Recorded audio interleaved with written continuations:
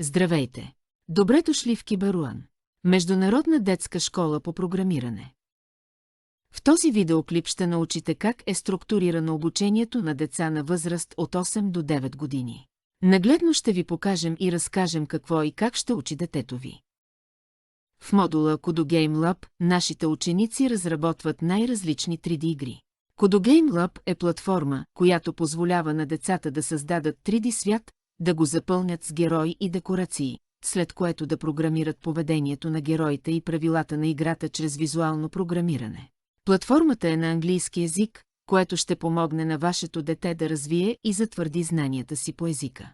Освен това, детето ви ще развие креативността си и ще се запознае с основните принципи на програмирането на 3D игри.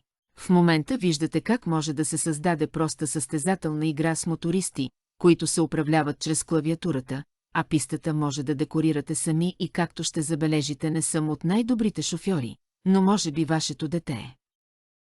В този модул децата ще се запознаят с две много популярни платформи – PowerPoint и Canva.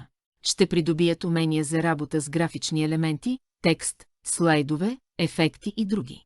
Също така ще надградят компютърните си умения за писане и ще подобрят креативността си.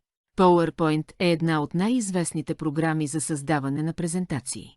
С нея създаването на интересна и привличаща вниманието презентация с ефекти е като детска игра. PowerPoint позволява лесно вмъкване на видеа, аудио, картинки, таблици, диаграми и други елементи само с натискането на няколко бутона. Canva е онлайн платформа за дизайн, която предлага разнообразие от шаблони и инструменти за изготвянето на поздравителни картички, визитки, презентации и други, каквито вашето дете ще създава в този модул.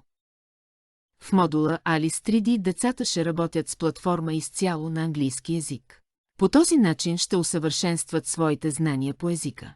Alice 3D е комбинирана среда за 3D разработка, работи се визуално и блоково на принципа на обектното програмиране. Учениците в този модул ще изградят критично мислене, ще усвоят работа с цикли, действия, събития, обекти и по-сложни проверки. В края на модула учениците ще могат да програмират 3D герои, така че те да се движат и да бъдат управлявани чрез бутони от клавиатурата и дори ще бъдат способни и да създават 3D игри. В модула Google Blockly ще преминем през най-различни задачки. Ще трябва да преминем през лабиринт, ще трябва да рисуваме фигури и дори да изсвирим мелодия, и всичко това чрез програмиране. В този модул децата ще изучават координати, функции, проверки, цикли и геометрия, чертайки най-различни фигури, кръгове, правоъгълници, квадрати, звездички и други.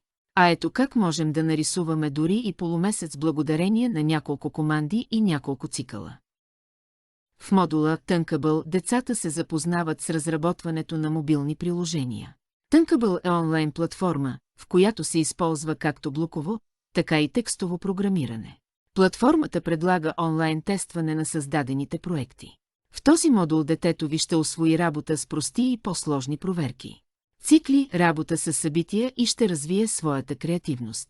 Освен с програмиране, то ще се занимава и с дизайна на самото приложение. Нагледно може да видите колко бързо и лесно може да създадете елементарен преводач. В този модул вашите деца ще се потопят в магичния свят на Майнкрафт. В днешно време едва ли има дете, което не знае за тази игра. Ако все пак вашето дете никога не е играло, не се безпокойте, защото тук не просто ще играем, а ще създаваме. Тук един малък робот, наречен агент, ще изпълнява всичко, което му зададем чрез команди. В различните нива, през които ще преминем, учениците ще трябва да му дават команди за движение, унищожаване и поставяне на блокчета, ще изучават цикли, проверки и преди всичко много ще се забавляват. В модула Tilda децата ще се запознаят с изграждането на уебсайт от шаблон. Ще създадат онлайн магазин, в който ще работят върху дизайна, връзки, линкове към други сайтове, подредбата на елементи, менюто на магазина, логото и всичко, което съдържа един истински онлайн магазин. Докато качват продукти в този магазин, децата ще подобрят уменията си за работа с файлове. Нагледно може да видите колко лесно е да си направиш онлайн магазин. В модула CargoBot учениците ще трябва да управляват кран, чиято цел е да мести товари.